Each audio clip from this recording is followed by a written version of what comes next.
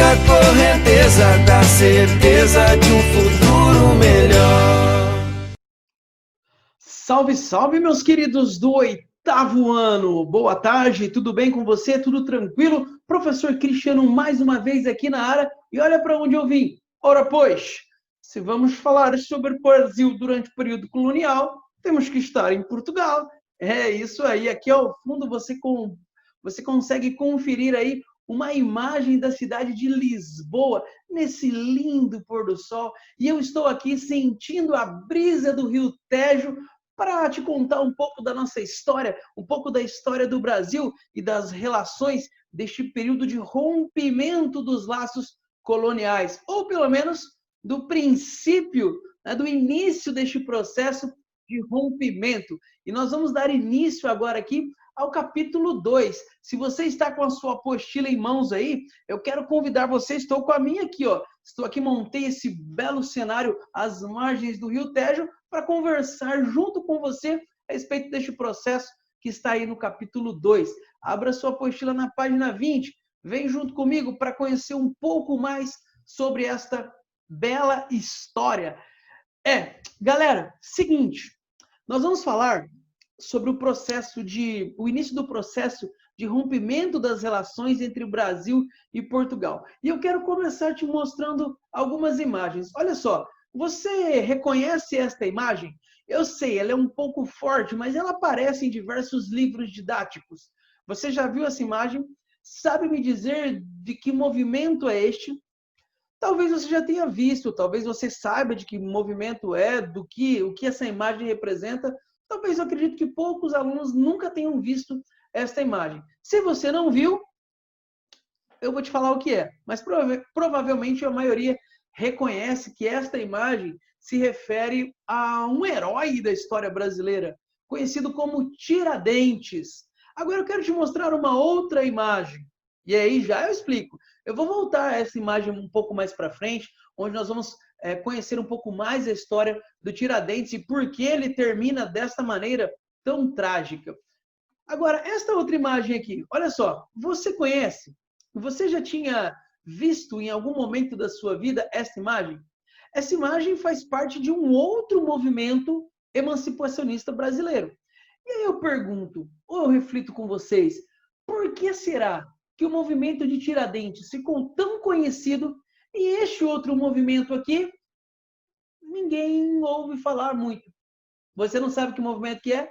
Tá curioso? Vou te contar mais para frente. Agora não. Vou deixar, quem sabe aí você não pode dar uma pesquisada, por curiosidade, e tentar descobrir que movimento é esse. Além do movimento de Tiradentes, que foi um movimento de contestação aqui dentro do Brasil, que outros movimentos será que existiram? Legal? Pesquisa aí, quem sabe você descobre alguma coisa. E aí, nas próximas aulas, nós conversamos um pouco mais, certo? Deixa eu começar fazendo o seguinte aqui. Deixa eu contextualizar um pouquinho mais você. Olha só, nós estamos... Lembra, eu gosto de sempre começar abordando a questão de espaço e tempo, e eu quero mostrar essas imagens, mas eu quero contextualizar tudo isso para você. Só um detalhe. Se às vezes você notar que a minha mão fica meio esquisita, some e aparece de novo, é porque essa máquina do tempo aí que me permite me deslocar no tempo e no espaço, né? Estou aqui agora em Lisboa, ela às vezes causa alguns contratempos e aí aparece, minha imagem fica meio distorcida, tá bom? Mas fica tranquilo que eu estou me sentindo bem. Olha só, galera, é o seguinte, esse capítulo 2, basicamente nós vamos falar então sobre o Brasil e sobre os processos, o início do processo de rompimento das relações entre Brasil e Portugal. Lembra que o Brasil é uma colônia portuguesa? Você se lembra disso? Chegando aqui ao século XVIII, ou seja, 1700 e tralalalá, o Brasil ainda é uma colônia portuguesa, certo? E a partir deste momento, começam a chegar aqui no Brasil, século XVIII, algumas ideias iluministas. Essas ideias iluministas estão chegando. Essas ideias que nós estudamos, que você acompanhou aí desde o começo do ano. Ideias que tratam de liberdade, que buscam igualdade, fraternidade. Igualdade, liberdade, são duas coisas que não existem nas relações entre uma colônia e a sua metrópole. Eu destaquei aqui para vocês, olha só, as colônias elas sempre têm que pagar pesados impostos. As colônias, elas têm uma restrição ao livre comércio. As colônias não podem comercializar livremente com quem quiser, de forma alguma. Principalmente nessa relação, por exemplo, entre Brasil e Portugal, Portugal impõe sobre o Brasil aquele pacto colonial. Ou seja, os brasileiros, de forma geral, só podem comercializar com os portugueses. Não tem liberdade. Digamos que a Inglaterra pague mais por um produto. O Brasil pode comercializar com a Inglaterra? Não, de forma alguma. O Brasil só pode comercializar com Portugal. E isso vai causando, agora, à medida que essas ideias iluministas chegam ao Brasil, começa a causar um certo descontentamento nesta elite colonial. E por que eu estou falando que essas ideias iluministas são muito importantes? Lembra que eu já disse para vocês outras vezes, ninguém fica descontente se não sabe do que está acontecendo, se não consegue entender o processo que está ao seu redor. Eu sempre gosto de usar aqui aquela máxima do namorado traído, da namorada traída. Ele não vai ficar nervoso se ele não sabe o que está acontecendo, não é verdade? Quando alguém chega para ele e fala assim, ei, tua namorada está te traindo, ou teu namorado está te traindo, aí a pessoa toma consciência do que está acontecendo e pode se irritar. É o que acontece neste momento. As ideias iluministas chegam ao Brasil e falam sobre liberdade, sobre igualdade, e isso começa a abrir os olhos dos colonos para as relações que existem entre Brasil e Portugal. E isso começa a causar, então, um certo desgaste neste relacionamento. Certo? Bom, mas olha só, antes de falarmos sobre esse rompimento, eu quero falar também sobre essas ideias iluministas chegando a Portugal. Por quê? Assim como essas ideias chegam ao Brasil, elas também chegam em Portugal, é óbvio. E o que será que os portugueses fazem? Aliás, não só os portugueses, o que será que outros reis em outros reinos da Europa também fazem? Será que eles tomam alguma medida? Será que eles buscam, de alguma forma, conter essas ideias? Você já sabe que existe, sim, um grande esforço para conter a propagação dessas ideias. Mas tem uma outra coisa que eu quero te mostrar a partir de agora. Existe um movimento chamado despotismo esclarecido. E dentro de Portugal, este movimento também vai ser muito forte. Professor, o que é o despotismo esclarecido? Vou te mostrar aqui. Olha só, a definição do termo. Coloquei aqui redondinho para você. Forma de governa, professor? Não, governa não. A digitação ficou errada. Forma de governo, característica da Europa na segunda metade do século XVIII, onde alguns reis absolutistas tentaram se manter no poder através da modernização de seu governo por meio da adaptação de ideias iluministas ao regime absolutista. Você conseguiu entender? Olha que esperto que alguns monarcas foram. Ao invés de ficar simplesmente batendo de frente com aquelas ideias, alguns monarcas olharam para aquelas ideias iluministas e se apropriaram de algumas que eram interessantes e, desta forma, tentaram dar uma roupa nova para o seu... Roupa nova? Batei na porta, não precisa ver quem é, pra sentir a impaciência do teu pulso de mulher. Uma nova roupagem para o seu tipo de governo, para aquilo que era conhecido como antigo regime. Então, é uma espécie de modernização. Qual é o objetivo? Se manter no poder. E dentro de Portugal, nós vamos ter uma figura que vai ficar muito conhecida dentro deste processo. Durante o governo do rei Dom José, o primeiro-ministro do rei, o que hoje nós poderíamos chamar de primeiro-ministro, foi um camarada chamado Sebastião José de Carvalho e Melo e ficou conhecido como Marquês de Pombal. Este é o grande nome do despotismo esclarecido dentro de Portugal. Este camarada, o Marquês de Pombal, ele vai adotar uma série de medidas que vai mudar completamente a dinâmica do governo dentro de Portugal. Algumas dessas medidas vão atingir o Brasil, mas você vai perceber que apesar destas mudanças, e se você leu a sua apostila, na página 21, você deve ter notado, deve ter percebido aí que apesar de todas essas mudanças, isto não foi suficiente para impedir o início do movimento de emancipação dos brasileiros em relação aos portugueses, mas foi uma tentativa. Então é o seguinte, um pouquinho da história do Marquês de Pombal.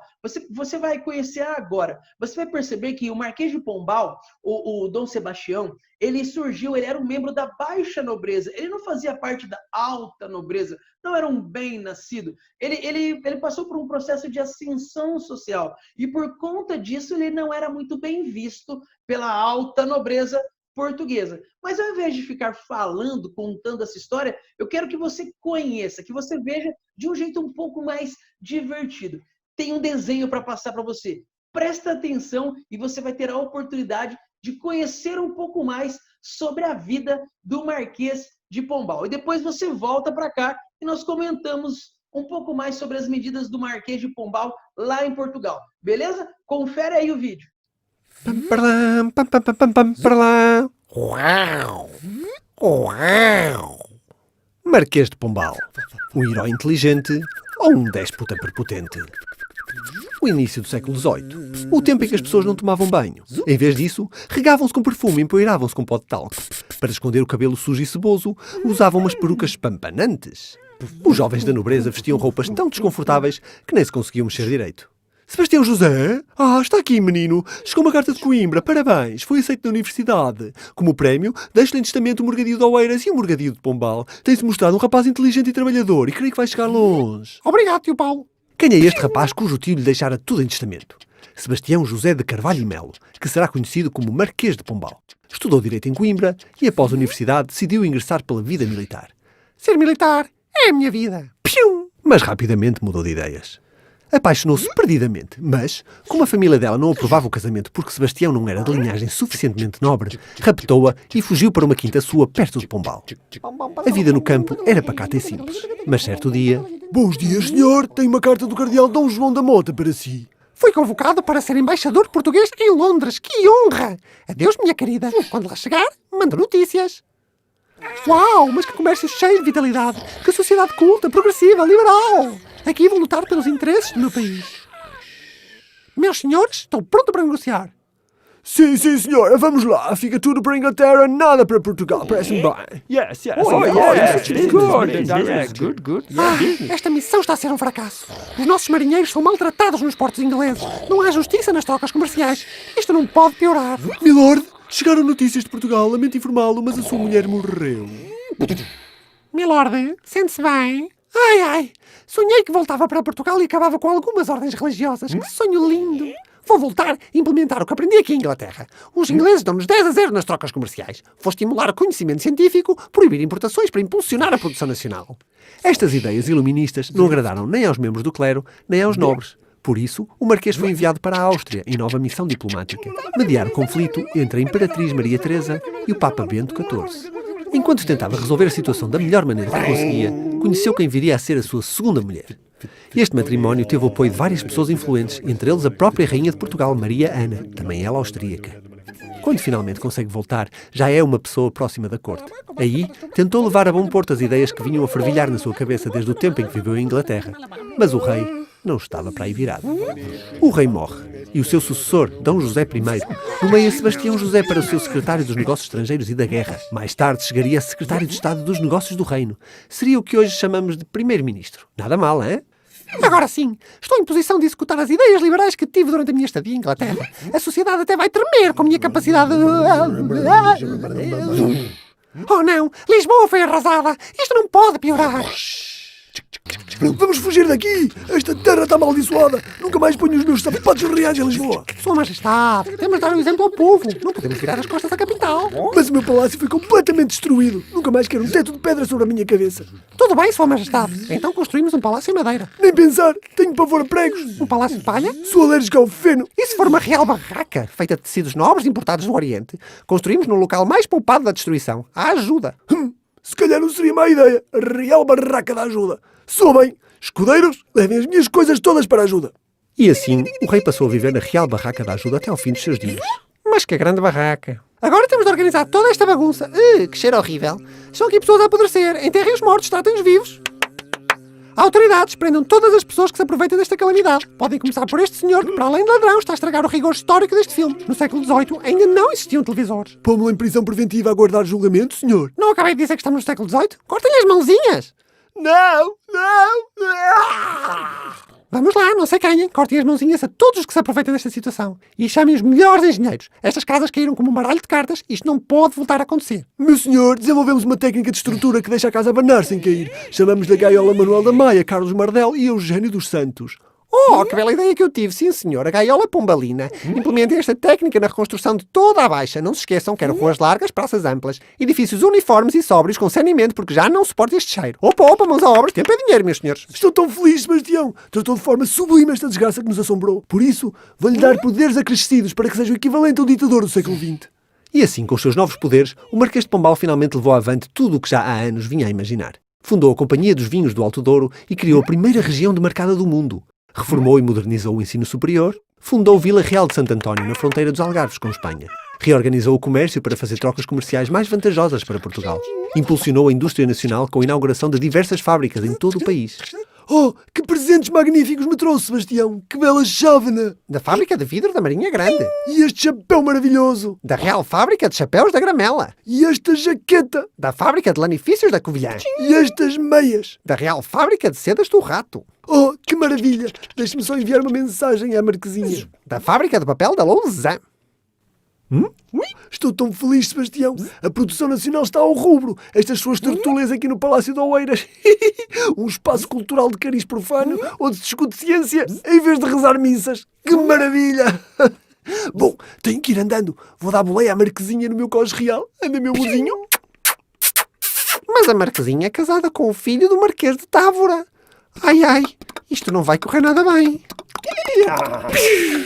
Sim, senhor Sebastião José, foi este jovem que atentou contra o rei. Pode cortar-lhe as mãozinhas e a cabecinha.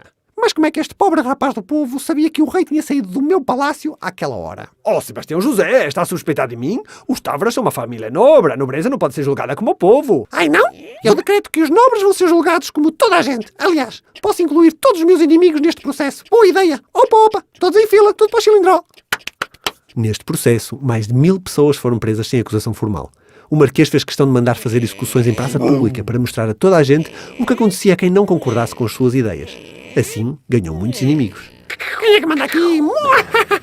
Expulsem os jesuítas, acabem com a Companhia de Jesus. Sebastião José, depois do caso dos Távoras, passou a governar com mão de ferro. As suas políticas traziam cada vez mais inimigos e tinham apenas o apoio do rei. Oh, Sebastião, não me estou a sentir lá muito bem. Certo dia, o rei morre. E a sua filha, Dona Maria I, a Pia, fica à frente do reino.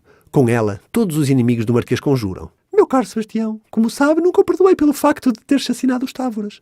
Por isso, viradeira, toca virar para Pombal e não saia mais de lá. Mas, Sua Majestade, eu planeei minha reforma em Oeiras, não tenho morgadio, tenho solar. Viradeira, Oeiras é demasiado próxima de Lisboa e eu nunca mais lhe quero pôr a vista em cima, Sebastião. Pombal será o seu exílio. Sebastião José acabaria os dias de forma amarga e sem grande conforto na sua casa de Pombal, mas sempre acompanhado e confortado pela sua mulher Leonor e pela constante visita de filhos e netos. Morria a 8 de maio de 1782, com quase 83 anos, uma das figuras mais polémicas da nossa história, amado por uns e odiado por outros.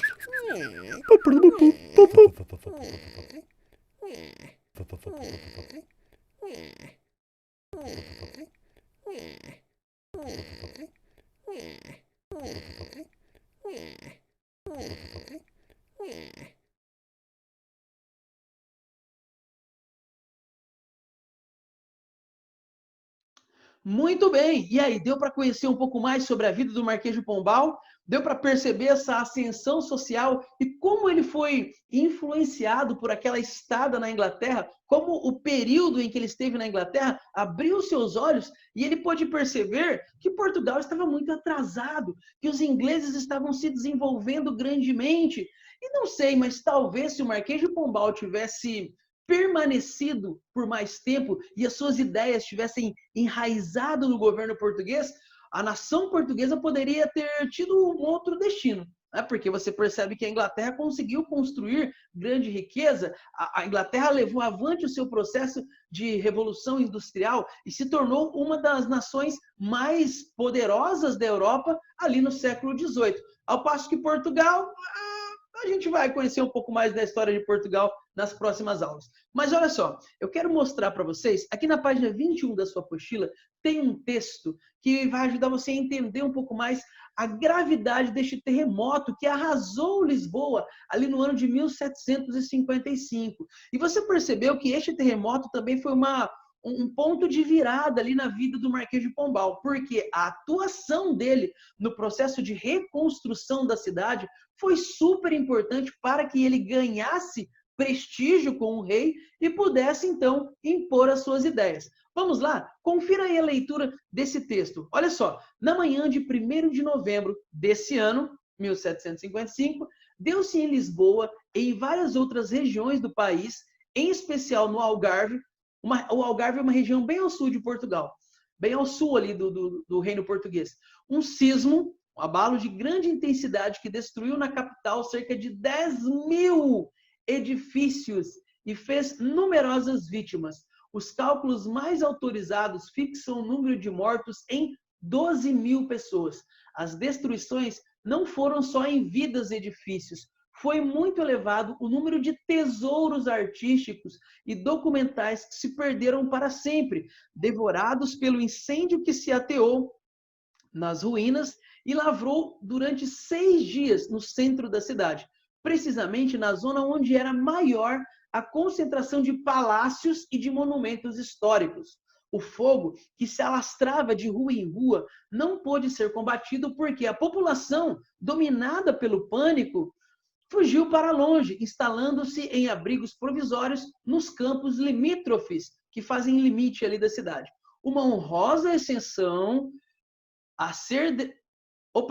Uma honrosa exceção a essa debandada geral foi dada pelo velho guarda-mor das escrituras da Torre do Tombo, engenheiro Manuel de Maia, que conseguiu fazer-se obedecer e fazer retirar todo o recheio do Arquivo Nacional da Torre, que abrira fendas e ameaçava ruir de um momento para o outro, e o fez colocar no centro da parada do Castelo de São Jorge, onde o resguardou até que conseguiu novas instalações.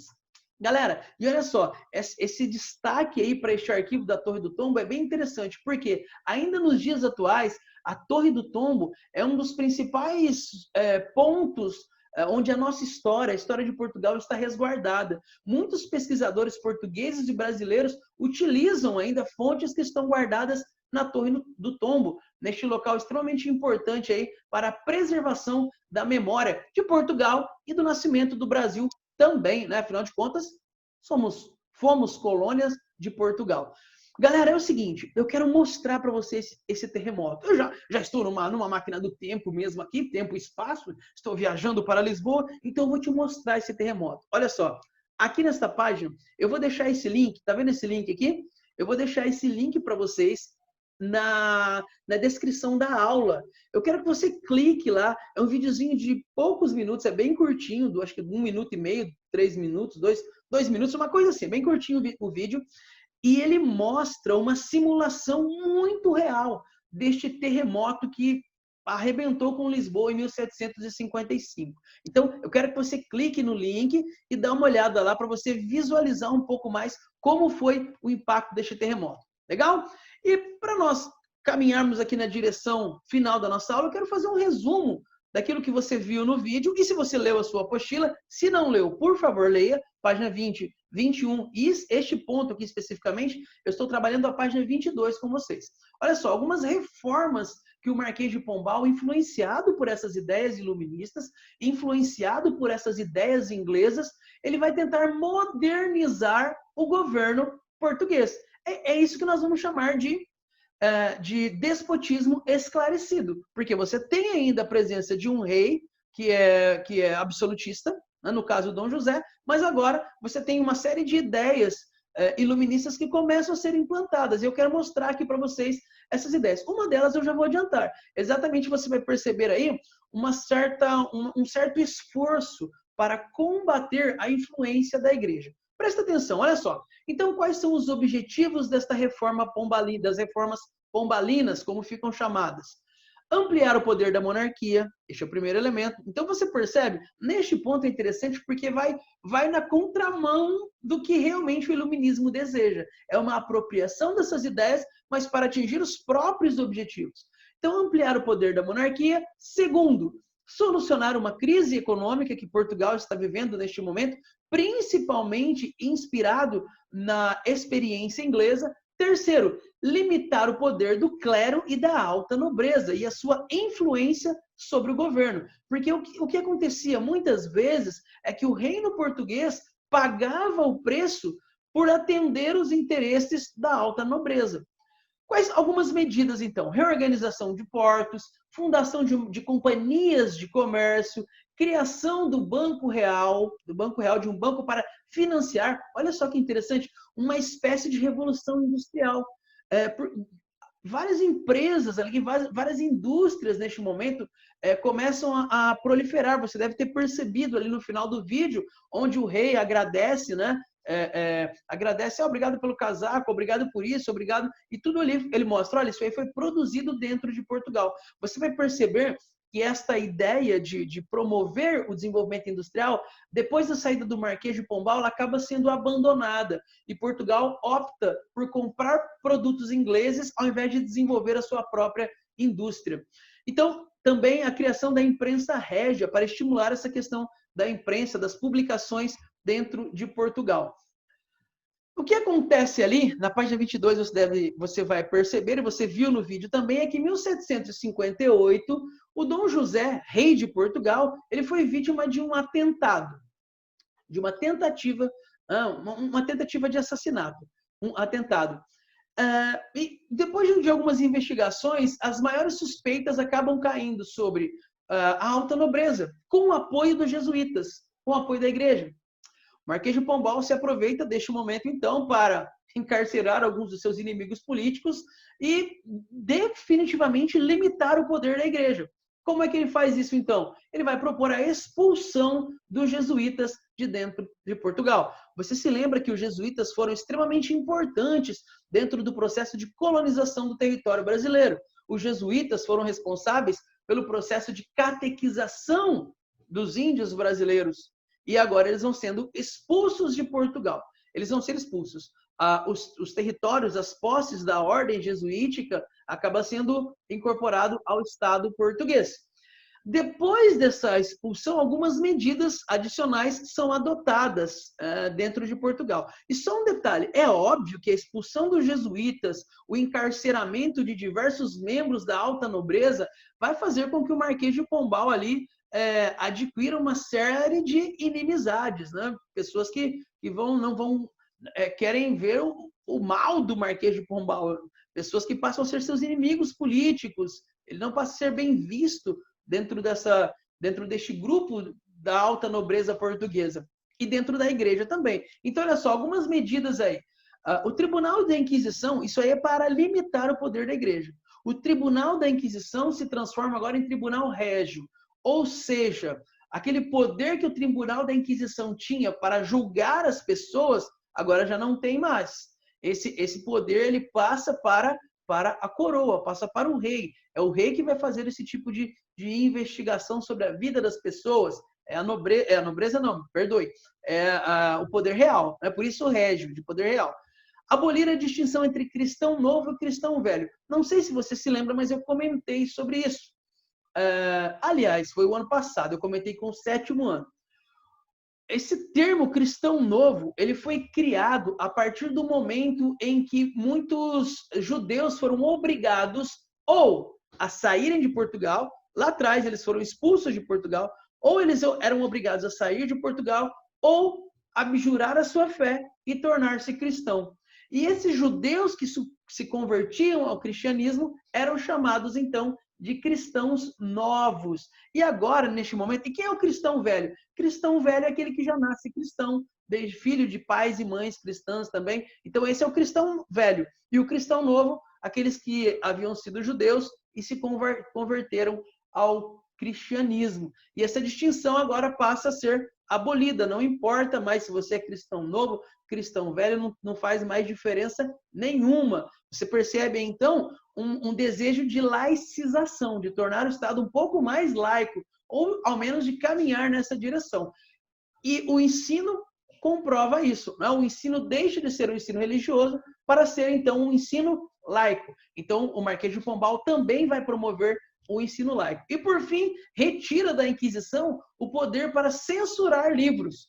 Então, este poder que a Inquisição tinha, não mais a Inquisição terá. Agora também será o rei, através dos órgãos destinados pelo rei, que devem fazer esse tipo de verificação, certo? Então, estas são algumas medidas adotadas dentro de Portugal e que vai ficar conhecido todo este processo, essa tentativa de modernização, vai ficar conhecida como despotismo esclarecido. Galera, este é um movimento que eu destaquei aqui o caso português, que é o que mais interessa para nós, porque afinal de contas está diretamente ligado com a nossa história, mas outros países como a Áustria, por exemplo, também passou por um processo de despotismo esclarecido, ok? Mas como você percebe, então, não é suficiente para diminuir o descontentamento dos colonos brasileiros. E na próxima aula a gente mergulha de cabeça aí para conhecer um pouco mais destes movimentos que começam a aflorar no Brasil aí durante este período do século XVIII. Agora você vai fazer a tarefa,